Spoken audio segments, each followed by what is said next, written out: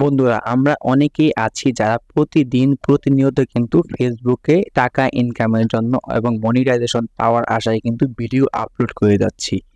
কিন্তু আমাদের কিন্তু ভিডিও ভাইরাল হচ্ছে না, রিচ বাড়তেছে না এবং আমাদের ভিডিওতে ভালো একটা ভিউ জেনারেট হচ্ছে না। যার কারণে কিন্তু আমাদের ফলোয়ারও বাড়ে না এবং যে ৬০,০০০ মিনিটের যে ওয়াচ টাইমের ক্রাইটেরিয়াটা আছে এটা কিন্তু আমাদের ফিল আপ হয় না। তো আমরা অনেকেই আছি কিন্তু ভিডিও আপলোড করতে কিন্তু আমরা একসময় ব্যর্থ হয়ে কিন্তু কাজ ছেড়ে দিই।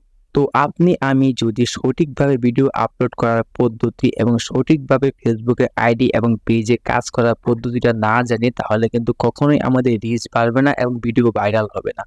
তো আমি আজকে আপনাদেরকে শর্টকাটভাবে মাত্র একটি উপায় বলে দেবো যার মাধ্যমে কিন্তু আপনি আপনার আইডি রিচ বাড়িয়ে নিতে পারেন এবং আপনার ভিডিওকে ভাইরাল করতে পারেন এবং ভালো একটা ভিউ জেনারেট করতে পারেন। তো ভিডিওটিকে অবশ্যই শেষ পর্যন্ত দেখেন এবং আমার এই চ্যানেলটিকে অবশ্যই সাবস্ক্রাইব করে রাখবেন। তো বন্ধুরা, প্রথম যে সেটিংটি আছে এটাকে আপনাকে দেখিয়ে দিচ্ছি। এইজন্য আপনি আপনার ফেসবুক প্রোফাইলে চলে যাবেন এবং এইখান থেকে আপনারা উপরের কর্নারে 3 ডটের যে একটা অপশন আছে এই অপশনটিতে চলে যাবেন। বন্ধুরা, এই অপশনটিতে চলে যাওয়ার পরে আপনার নিচের দিকে চলে আসবেন এবং সেটিং এন্ড প্রাইভেসি যে আপনার অপশনটা আছে এখানে নিচের দিকে আপনারা এই অপশনটিতে চলে যাবেন। বন্ধুরা, এইখান থেকে আপনার সেটিং নামক যে অপশনটি আছে ফেসবুকের এটাতে চলে যাবেন। বন্ধুরা, এইখানে চলে যাওয়ার পরে আপনারা আরো একটি অপশন পেয়ে যাবেন মিডিয়া নামে। তো আপনারা এই মিডিয়া নামক যে অপশনটি আছে এই অপশনটিতে অবশ্যই চলে যাবেন।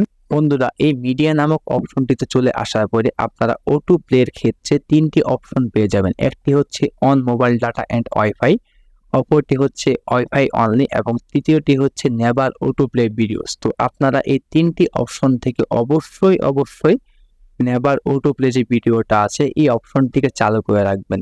তো প্রশ্ন হচ্ছে কেন?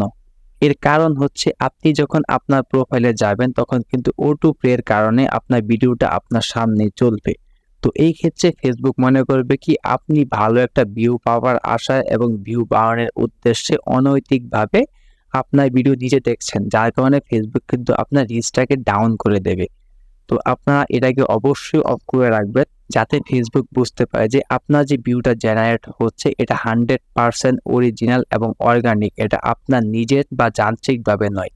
এই ক্ষেত্রে কিন্তু ফেসবুক ভাববে যে আপনার ভিডিওটা অন্য কারোর কাছে পছন্দ হয়েছে এবং আরো বেশি রিচ বাড়িয়ে দেবে। বন্ধুরা, এই ক্ষেত্রে আরো একটি সেটিং রয়েছে, এটা জানার জন্য এবং এনেবল করার জন্য আপনি আপনার যে প্রোফাইল আইকনটি আছে এটাতে চলে যাবেন। এইখানে চলে যাওয়ার পরে আপনার যে সি ড্যাশবোর্ড অপশনটি আছে আপনার প্রোফাইলের এই সি ড্যাশবোর্ড অপশনটিতে আপনি চলে যাবেন এবং এইখান থেকে উপরের দিকে দেখেন বন্ধুরা একটা উইকলি চ্যালেঞ্জ এবং লেভেল শো করছে উপরের দিকে। তো আপনারা এই অপশনটিতে চলে যাবেন। তো বন্ধুরা, এই অপশনটিতে চলে যাবার পরে আপনারা দেখেন যে এইখানে আপনার লেভেল শো করছে। তো এখানে দেখবেন ফেসবুক প্রতিনিয়ত কিন্তু কিছু কাজ দিবে, উইকলি চ্যালেঞ্জ দিবে, মান্থলি চ্যালেঞ্জ এবং লেভেল বাড়ানোর জন্য কিন্তু আপনাকে বিভিন্ন টাস্ক দেবে। তো আপনারা চেষ্টা করবেন যে টাইমলি এই লেভেলগুলোকে ফিল আপ করার জন্য এবং উইকলি যে চ্যালেঞ্জগুলো আছে এগুলোকে অবশ্যই ফিল আপ করতে। এগুলোকে যদি আপনি ফিল আপ করেন তাহলে কিন্তু ফেসবুকের কাছে কিন্তু আপনি বিভিন্ন ব্যাচ পাবেন, যেমন রাইজিং ক্রিয়েটর লেভেল।